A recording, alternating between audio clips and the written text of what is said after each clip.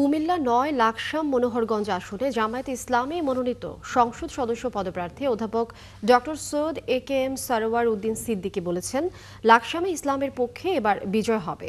বিকেলে সরসপুর ইউনিয়ন বাংলাদেশ জামায়াতে ইসলামীর আয়োজনে সরসপুর কেন্দ্রীয় ঈদগাহ ময়দানে কেন্দ্রভিত্তিক নির্বাচনী কর্মী সম্মেলনে প্রধান অতিথির বক্তব্যে তিনি কথা বলেন।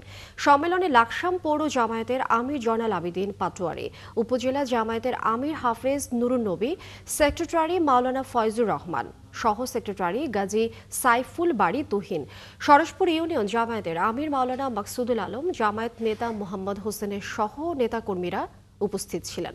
কর্মী সম্মেলনে উপজেলা ও ইউনিয়ন পর্যায়ের বিপুল সংখ্যক নেতাকর্মীরা এতে অংশ নেন।